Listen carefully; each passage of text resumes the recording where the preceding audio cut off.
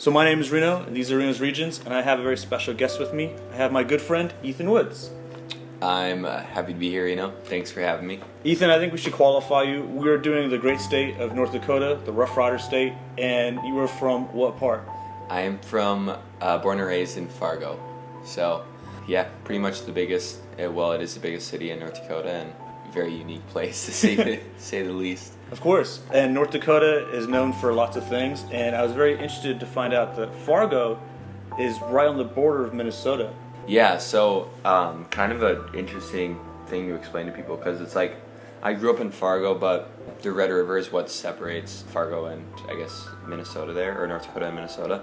So I spent a lot of time with like buddies from Moorhead, which is right across the river, and yeah, it was a really cool spot, because it wasn't like you were just dead center of North Dakota, because it's already pretty boring. So. Of course.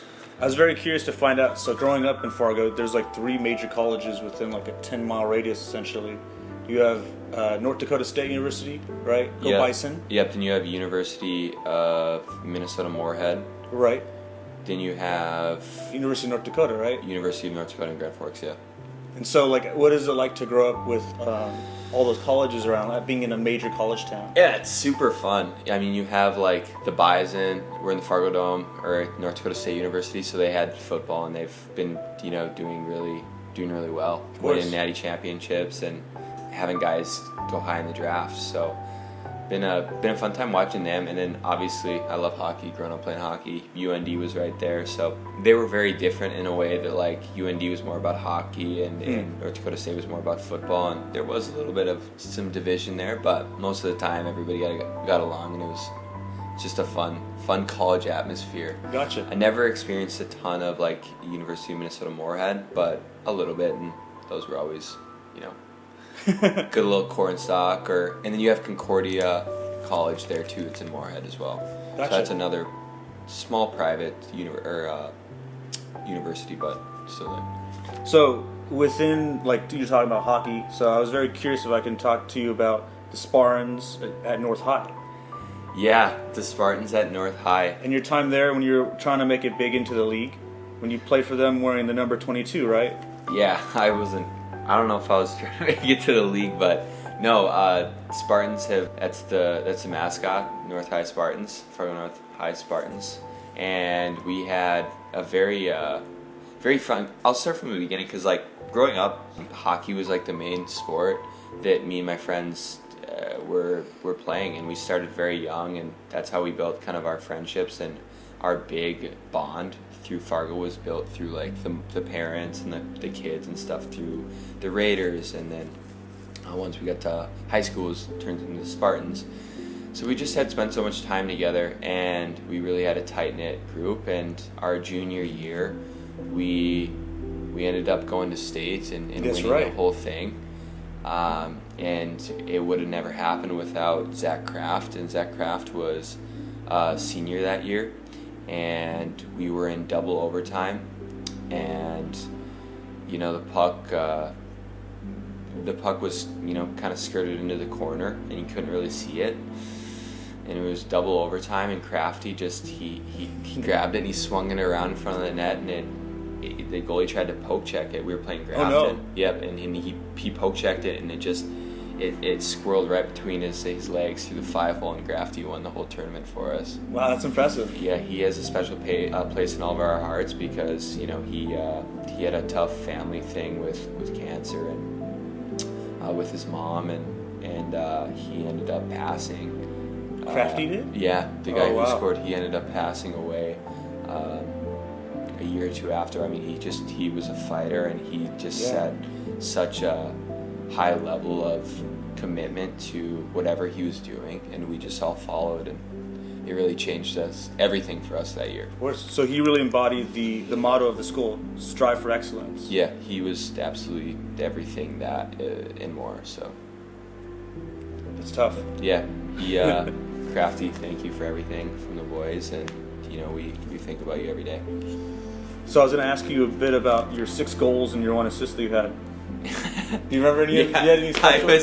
I was kind of a little crafty guy. No, I played through sophomore, okay, sophomore I spent a lot of time playing JV, and then I would get, eventually brought up to like varsity if I needed, to fill a fourth line spot. Right.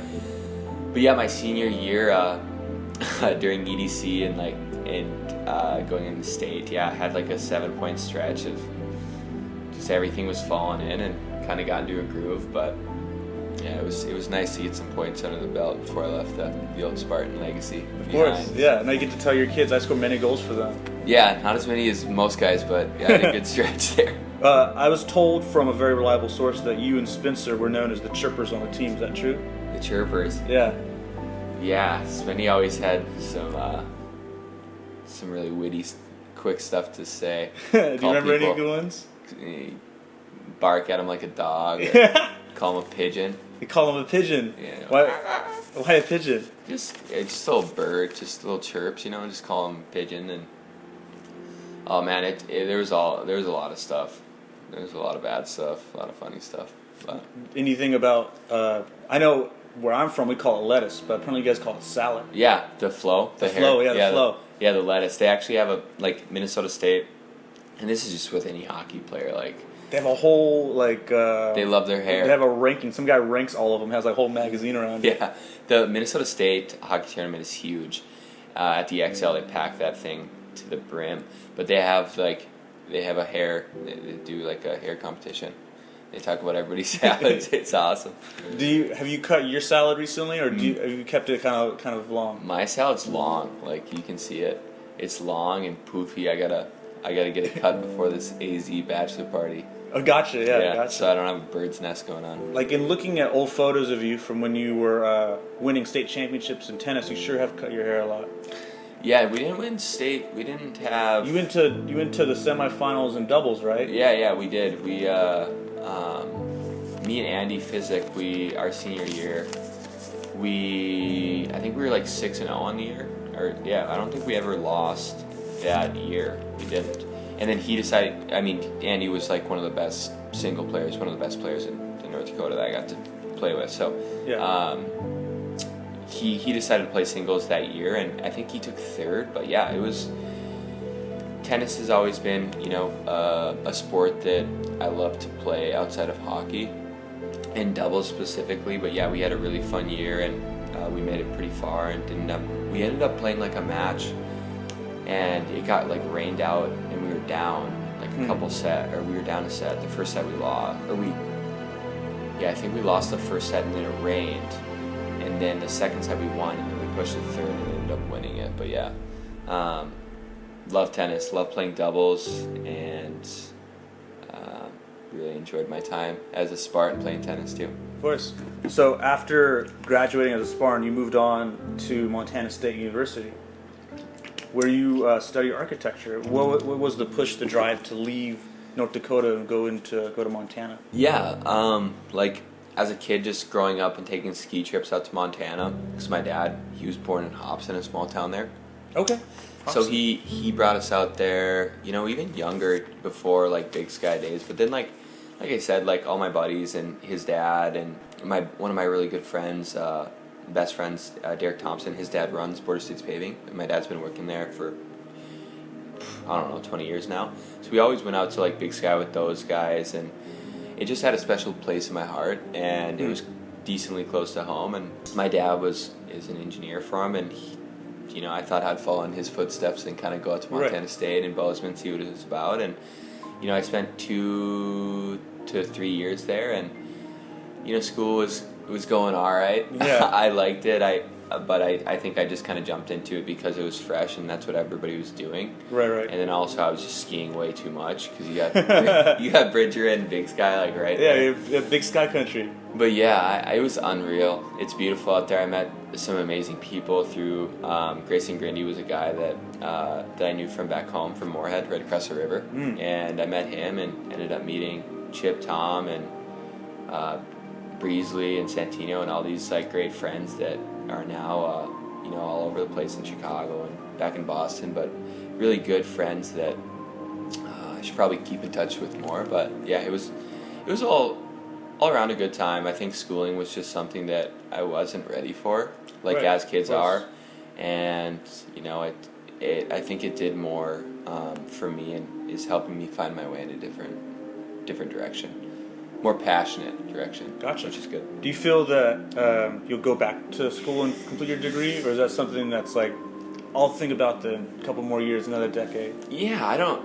We'll see. Like, what happens with schools and stuff, and where this digital world takes us. But yeah, I think that's something that I really want to get done. I don't know when that time will be, but I know of people finishing up at 30, 35 and stuff like that, and maybe online would be something I do. But at this point, I'm thinking I want to. Don't have a timeline for it. Gotcha. So, do you think that working at the Sanctuary Event Center in Fargo shaped you into studying architecture, or was it a different passion that did? no, yeah, it was. I think it just came from like my dad being, obsessed with like building cars and like motors, and like there's somewhat of a, an architectural structure to that. And then like him always building stuff. Like he built our lake cabin when I was really young. He was always building things. I didn't say a word till I was like 3, so I just like was watching everything. And you know me, I'm very introverted. Kendall's very extroverted, and I like would just watch stuff, and I think time and space and just buildings, and we just really had a really cool aesthetic that I really liked. Gotcha. Artistically, and I think that's why I decided to do it. And I did landscape design, so it was more of a mix. It wasn't so much buildings, it was like outdoor urban spaces, like flowers, which I was at the flower shop. It was kind of tying in. It was actually changing buildings on the outside rather than the inside to make it more Gotcha. appealing. You were talking about architecture, and I was very curious if you could tell me about your opinion on the black building. The black building. Yeah, it's on downtown Fargo. The new one they just built, right? Yeah, well, it's apparently a very well-known thing that they're just revamping. Yeah. Some like Art Deco building. Yeah, no, they've been developing, and yeah, they've been developing Fargo like ever since 2018. Like it seems like the city downtown has been growing, and they're revamping a lot of the buildings on Broadway. And then they just built that new building downtown. It's huge, and they got like more of like a an outdoor space. But yeah, it's turning into more of like a downtown that's like actually filled with activities rather than just a few bars on the strip. So, Of course, yeah, it's turning less into the drunkest state to more like actually let's put go out something and here. like talk to people and hang out and utilize the space. And yeah, I think they're doing a really good job, and home's always gonna be home, so can't wait to see what it looks like in Of course. another 10 to 20 years. So I was gonna do a little role playing with you. So I just fly in to the airport, Yep. and Fargo Hector International. Hector International, yeah, exactly.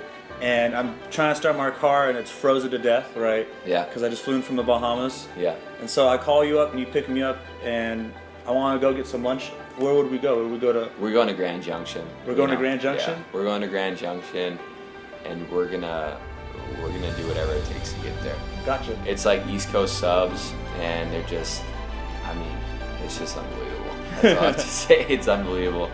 The fries are just, they're like crispy. It seems like it's getting worse now, but like it's still awesome. I get the chicken cordon bleu. Okay. Nice blue Powerade, like after a big night with the boys downtown at Gotcha. Tommy Walton's.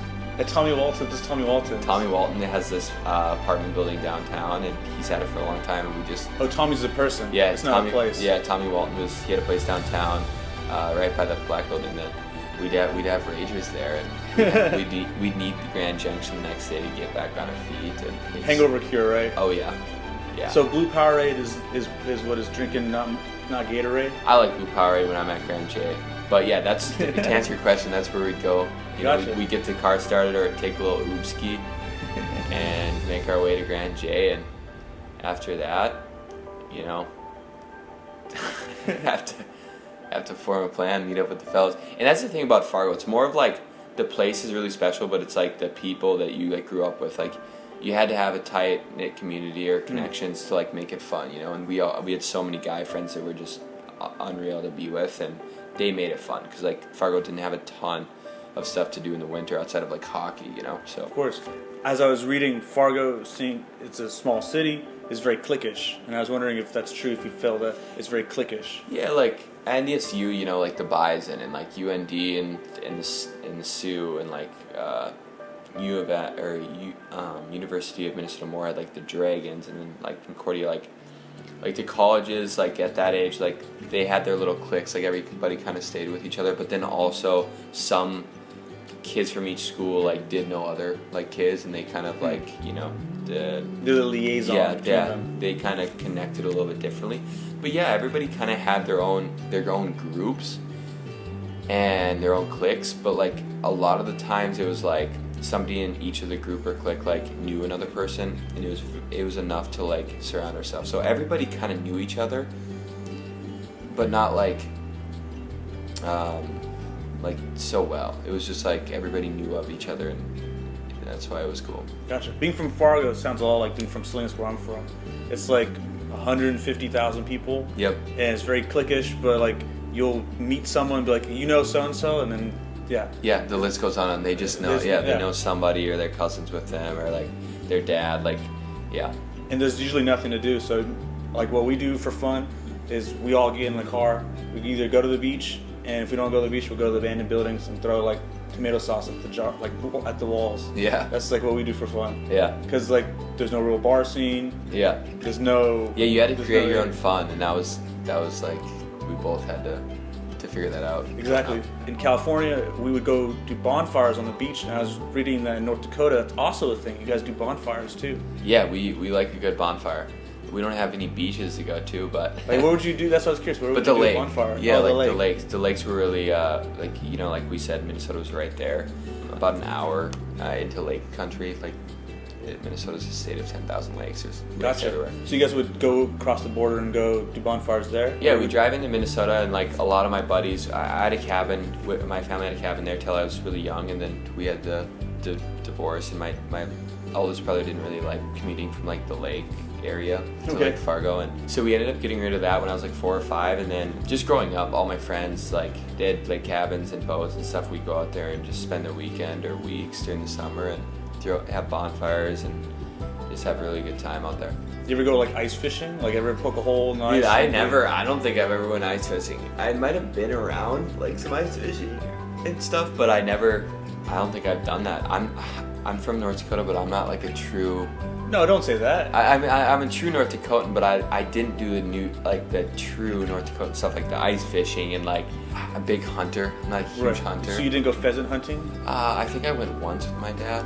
Ground pounded some pheasants, but yeah, a lot of people hunt, which is cool back home. It's Texas and North Dakota have a lot of similar qualities. So yeah, I was gonna get to that a little later. Yeah.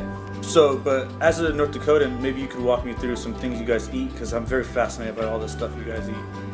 Yeah, a lot of like, what is nifla? Nefla soup. Yeah, Nefla soup. It's really good. Just something warm, you know, when your toes are cold. Got the fireplace going. 10 inches of snow coming down. Yeah, soups are really good, and like stews. Like people like to eat stews. Hot dishes, like a bunch of hot dishes. Anything warm, really. Like, and then you get your standard American stuff. You know, hamburgers, cheeseburgers. You know, subs from the east. Subs from Grand Junction, East Coast subs. Yeah, a lot of meats too. Like a lot of steak, potatoes. You know. Or lutefisk and strudels, right? Yeah. I didn't eat much of that, but yeah, I know it's there. And then I was told that cinnamon rolls and caramel rolls are big in North Dakota. Yeah, they are big. But like you said, hot foods. Yeah, hot foods just like are just really nice when it's cold most of the year. I'll look it up later. And then sloppy joes are not sloppy joes. They're barbecue sandwiches, right? Yeah. So my mom makes this recipe. It's like cream of mushroom, or it's cream of something. I don't know. I'd have to look at the thing, but it's some cream soup, and then it's like a bunch of hamburger, like a half pound of hamburger, or a full pound, whatever you want to do. And then you got ketchup, mustard, onions, celery, a little bit of seasoning, and you're all set. It's really nice. Sloppy joes are one of my favorite things. This sounds like quite a dish. Yeah, I'm gonna make it for you. I appreciate that. You have to rate it. Yeah, and then won't be anything like my mom's, but oh, don't say that. I'm sure you have the same touch.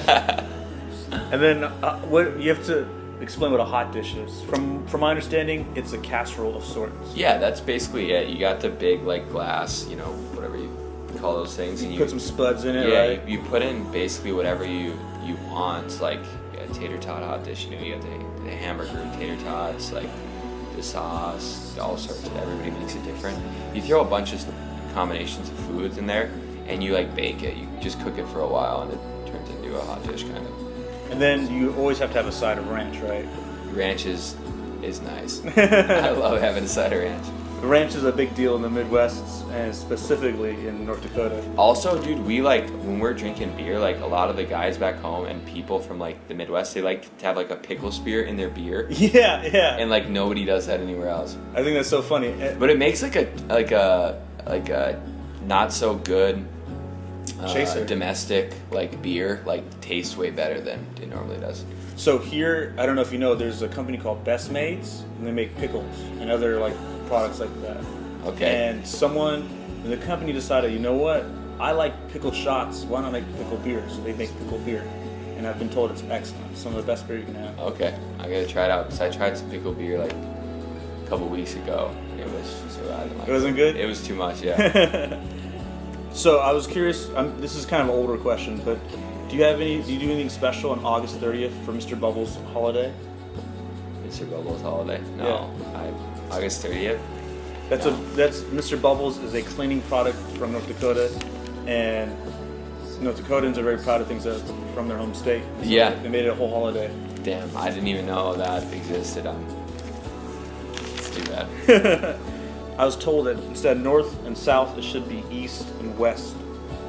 Dakota. I've never actually heard that. Did you you were researching, you saw that? It's because of the way the river splits it. Okay. And the way that culturally people are. Like more in the east, there are more farms and stuff, and then more progressive usually. Yeah. Because of the influence in Minnesota, and then on the west, they're usually more conservative, more staunch. Yeah, I mean, so you know, Fargo being right there, like I would definitely agree for the influence in the farming and progressive. Like Fargo's the biggest city in North Dakota, and it's the most progressive city we have. But like going straight south, or going straight north and going straight west on 94 is right. The only really areas I've spent, going through Jamestown, Bismarck, Minot, Dickinson, going west, on western swings for, hockey back in the day, or driving out to school in Montana. That was the way I went. I didn't spend time lower, south central area. But you were out in the oil fields and the barrens, right? I had to drive through it. My brother actually spent some time out there working. He said it was, it's not the greatest living conditions, but they are paying those guys pretty well. They're working hard. But yeah, other than that, north of Grand Forks, spent some time up in Rugby playing some tournaments. But yeah, like I said, I haven't really been well traveled in North Dakota, and I don't think many people are, just because you stay on 94, go west, or you go into Minnesota, or you go north or south to Canada, or sometimes it takes you to Texas. Yeah. As I referenced, it's a very tight-knit community in North Dakota, and as you said, you don't leave. You don't go to Jamestown that often. Yeah, a lot of people just stay. You just stay where you're from. Yeah, they stay where they're from, where say they your travel. roots and let them grow. Yeah, say your roots and let them grow, and a lot of people are traveling the same areas, and they're not really experiencing South Central or the North Central areas of North Dakota. Although they are really, you got Medora and stuff like that, Theodore Roosevelt. A lot of people like to go there, and I remember going back there when I was, a little kid and and riding some horses, and it's just it's a beautiful area out there, obviously. Do you want to talk more about Teddy Roosevelt Park or Devil's Lake, anything like that? Theodore Roosevelt, yeah, just a really beautiful area. It's just in a prairie, and there's no mountains, but it's vast, pristine area, and you wouldn't expect that you're in North Dakota, I don't think, and that's why Theodore Roosevelt loved it. And then you got Medora right there. They got the horses. They got it's a kind of a reservation. A lot of people go there and just eat food and relax with the family and just get away, and it's really beautiful. Ethan, do you have any fun stories about survival in the winters of North Dakota? Because I was reading about you guys getting 51 inches for the winter. That's crazy. Yes, some winters were different. It'd be really cold regardless, but we'd sometimes get a ton of snow, sometimes not. But yeah, we'd always take our cars out and drift them and stuff like that in the snow, and sometimes run into things. Yeah, me and my buddy Tom took my Subaru Outback. Is really old, and we were like flying down an alley, and like in like an alley like it's like it still goes but the road separates it. I was like flying and I like hit the road and like my car like pretty much got some air. And yeah, just we were always like doing stuff in the snow like with our cars, or like trying to like pull each other on snowboards, or just like your standard stuff, but right, nothing too crazy. Do you ever like plug your car in to keep it warm? Yeah. People would like plug their cars in to like keep the engine block, I think it's called, warm. How do you do that? I'm confused. What are you plugging in to keep it warm? I'm not even sure, man. I think they would like have some sort of a heater, like a heat coil. And they'd just have it sitting on top there or something like that. So you never did that with your Celica? Nah, I didn't have to do that with the Celica. The Celica started right up, but I would have like the Celica running like for like 30 minutes in the morning every morning before I even drove it. Pretty icy on the old windshields. Couldn't see much. It's crazy just how extreme the winters are. I was told it's like Antarctica. Basically, dude. How did you live that? How did you survive? You lived that for 14 years? Yeah, more than that. Like probably at least 18 to 20 years of my life. That's insane. I couldn't imagine waking up and being in negative 31 degree weather. Yeah, you spend a lot of time in a lot of layers of clothes and inside, and it's just like, that's why I like Texas, because you can like utilize, it's hard to like utilize a whole day when it's freezing. Yeah, you can't go anywhere. I mean, it's 110, but you still can go somewhere and have AC on. Yeah, and do stuff. Exactly. So speaking of Texas, North Dakota is considered a brain drain state, which means that the brightest, the smartest, everyone that has any talent in that state leaves because there's no reason to stay. And I was curious if that's the reason why you are here in Texas. If you wanted to come out here and be more, like, find something else, find something more. Yeah, like, I definitely I mean, growing up in North Dakota was great, but like there comes a point, for me, where it's like I just felt like, this is it. And you experienced it all you needed to. Yeah, like I experienced enough that I needed to put build the blocks to move my life in a direction that I wanted it to go. And I felt like, in October of 2019, that was the time for me. I think I was 24, and it's a great place. Like, home's a great place, but it always will be. It's very hard to, like, the cities, like, it's not. I wanted to get to a bigger city. I wanted to meet new people, and that was just something that was going to be really hard to do back home. So that was a big decision moving south, and decided to pack the car in and move down to Austin. And then, as you know, Tyler and Ben are my two roommates and friends from back home. They came down 2 weeks before, so it was just timing was everything, and I'm loving Austin. What was the trip like from North Dakota to here? Long. It took forever. It was like 20 hours in the car, 21 hours in the car, but I got to see states I hadn't drove through, like Kansas and like Oklahoma, Nebraska. I've been through Nebraska, ironically, and then South Dakota, yeah. But yeah, the drive was really long, straight. It was actually kind of fun driving across like the whole, technically it's like... Yeah, mostly the whole United States pretty much. Yeah, pretty much the whole U.S. If you start from North Dakota and went all the way down, you covered half of it. Yeah. Yeah, so it was a good drive. And do you see any cool landmarks while you're driving? I didn't really see much. Like, I saw just like the city, like skylines and stuff like that, like Omaha and like Kansas. What is it? I don't even know the big cities. Kansas is a lot like North Dakota. Yeah, it's completely flat. Really spread out and flat, but didn't really see much for landmarks. There's some big casinos in Oklahoma, I guess, like huge ones. Oh yeah, with Indian reservations. Yeah, Oklahoma's definitely an interesting place. That was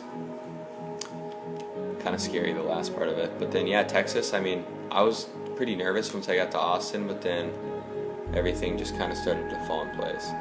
Got it. In California, we have to visit missions as children to learn about Native Americans and stuff. I was wondering in North Dakota if you guys visit the reservations too or anything similar. Yeah, I think people do like visit their reservations and stuff like that. For me, like Medora was my place in North Dakota, like for that type of fun. But yeah, otherwise we kept it in the city. Gotcha. And then I was curious to know that North Dakota has a lot of German and Scandinavian influence. like people still speak German in their little towns. Yep. And I was wondering if you are German or Scandinavian. I'm mostly Norwegian, Irish. I think I got a little German in me as well, so kind of getting close to. Yeah, I think I have a little bit of German in me. Scandinavian, I don't think so. I'd have to double check on that though. Gotcha. I was wondering why it smells in Fargo. What does it smell like? I was told it just smells bad in Fargo. Really? Well, I think it has to do with the potatoes. Yeah, I think all the farming and stuff Yeah. probably, and it's flat and not being able to. Maybe it does have a weird smell. Huh. I don't know. You're gonna go back to Fargo and be like, Yeah. it does smell here. And then I've never smelt anything like bad, but I know. I mean, there's so much farming and stuff going on that maybe it's something people aren't used to smelling. Did you ever go to any farms? Did you ever see any sunflowers or potatoes? They're all over the place. If you drive outside the city or you're on the way to the lake, you're gonna see a ton of farmland and stuff like that. So here in Texas, there's a lot of conservatives. Do you feel they're the same conservatives as in North Dakota, or do you feel they're different in their alignment? Conservatives in North Dakota and conservatives in Texas, I think they're relatively the same. They're just living in two different states. But like I said, like earlier, North Dakota and Texas do have some same qualities in that regard. Very big in oil, very big in farming. Yep, farming and oil and just really traditional stuff we've been doing for a while now. Family values and things, right? Yep. But here, Christianity is a lot different because in North Dakota, it's more geared towards like Lutheran churches and stuff like that. Yep. And Texas, and that's why Austin's so cool for me. It's because like you get that side of like you get the conservatives, like you get the liberals. Like it's more of like it's just a unique place, like where you're just getting a lot, like regardless of political stance, you're getting a lot of just interesting people, and that's why I love Austin. Outside, the city's great. It's growing really fast. There's a lot of opportunities, and I think the weather and the youth, the young people that are living in Austin and doing things, I think is really, really fun to be a part of. What are some differences between the people of Texas that you've noticed compared to North Dakota? Y'all drive really fast and crazy out here. You guys like to eat more like tacos, Mexican style food, which I love because it's lighter and I think it's better. Okay. So when you guys eat a lot of different stuff. We don't have the greatest Mexican food up there. Not that we don't have any, but it's just not as good. Not as authentic. Yeah, what you guys are eating down here, I think the people are pretty similar. Like if you put somebody in North Dakota that like in like a rural area in Texas, I think it would be identical. I don't know. It's hard. That's a good question. You were illuminating earlier in our talks about how you can go in Austin, you can find like a little slice of New York, but you couldn't really find that in North Dakota. No, you don't have that. The diversity. Yeah, you don't have the diversity. You don't have there's really creative people in Fargo and North Dakota, and there's been legends in the entertainment business. I forget his name in the southern part, central. But yeah, in Austin, you kind of. We were talking to an old guy the other day, and he said like his daughter had been here for like 10 years, and he was talking about how you kind of get a sense of like Brooklyn, or like you kind of get a sense of like California and Austin. There's just like a few different like places that it reminds you of here, and that brings the creativity out of people. And then plus like on top of it, just like all the the notable companies moving here, it's bringing a lot of creativity and creative people here. And you just aren't getting that necessarily in Fargo because like the weather's so cold. Like It's not a big city. Like you get Amazon's building a place there now, but same with Microsoft. They have a huge plant there. Yeah. Outside of that, it's not changing as fast. Like you'll see the amount of change in Austin in like a year as to like maybe North Dakota is in like 5 to 10 years. Got it. I never really thought about it when you brought up how it's cold all the time. It snows all the time. You can't utilize your day. You get like 3 to 4 months like to utilize like the lake and stuff like that. I never really thought about that. Yeah, it's hard. I just think it's cold. Like, okay. Yeah. But you think I can't use the roads now. I'm gonna be inside. The electricity may not even stay on all the time. Well, like our infrastructure was built so like our houses were like insulated and like we did fine in the winters. Most people did.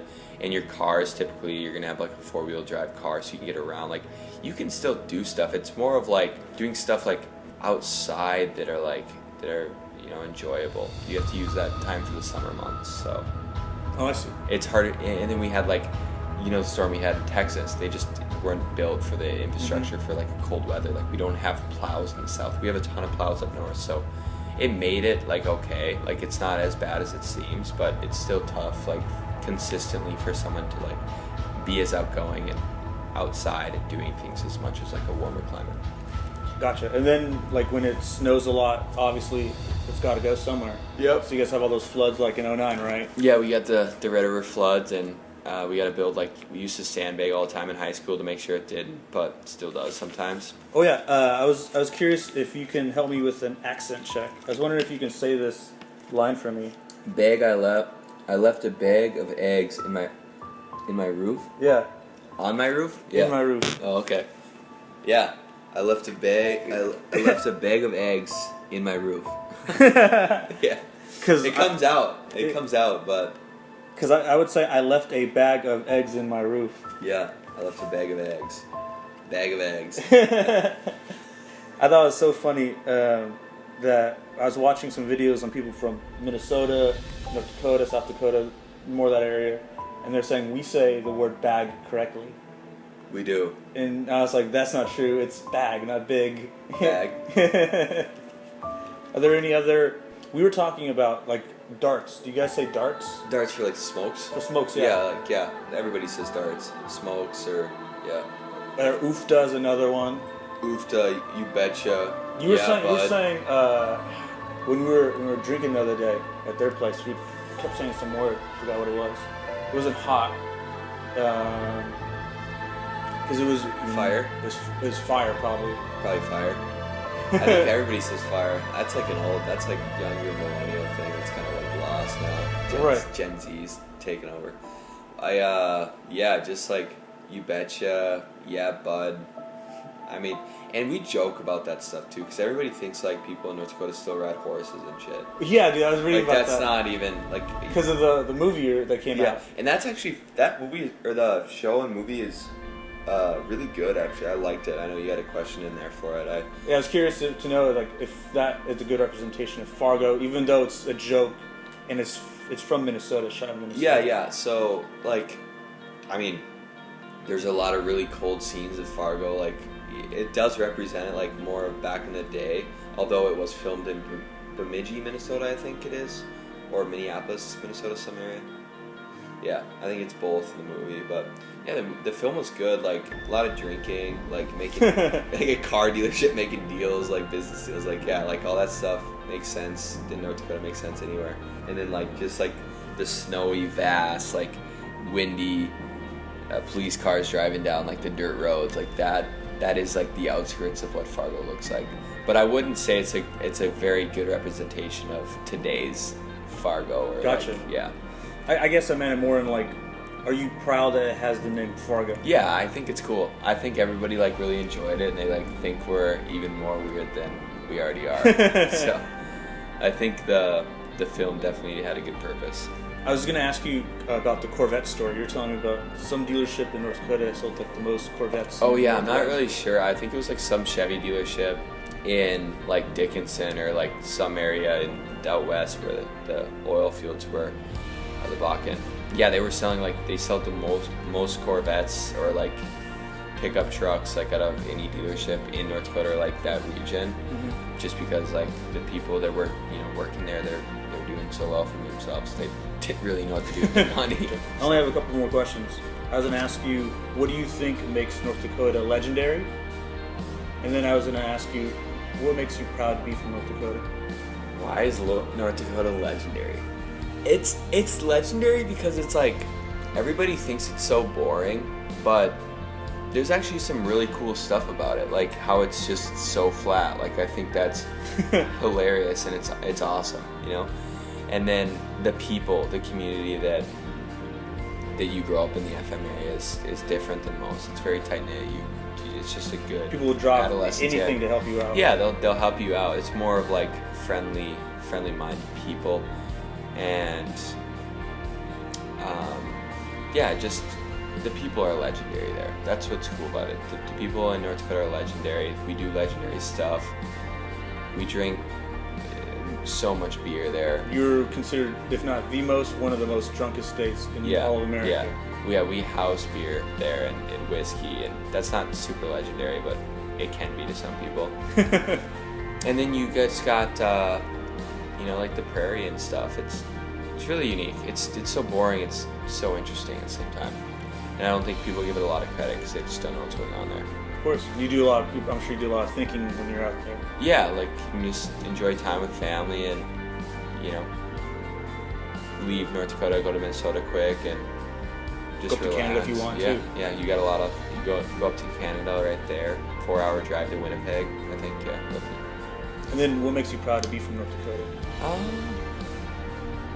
I think I'm just proud to be from a place that like taught you those values I just talked about and gave you a perspective that's like kind of more humbling, more perspective of like watching things unfold. Because like being from Texas, it's like you're just like thrown into this like everything going on. It's like it's really hard to like find out like who you are because there's just so much going on. But in North Dakota it was a little bit slower, so you had more time to like really do the things you wanted to do with your family or do the things you wanted to do with your friends. Like it wasn't so chaotic, a little bit more linear. Gotcha. So, yeah, man, there's a lot to say about North Dakota and why it's legendary and why I'm proud to be from there. But it's just a place that a lot of people can't call home because there's nobody there really. And I'm just happy to be one that can. You're the third least populous state in America. Yeah, I wonder, it's supposed to get like close to like 447,000, or I was reading somewhere by like 2040. So maybe in 25 years it'll be like 500,000 people. Yeah, exactly. Yeah. Well, Ethan, thank you so much for being part of my show and teaching me about North Dakota and some of the fun things. Is there anything else you'd like to add before we go? No, thanks for having me on again. Probably didn't give you the best answers, but no, I didn't say that. It was super fun and glad we had met. Yeah, thanks for having me on and pleasure meeting you. Pleasure meeting you. You too.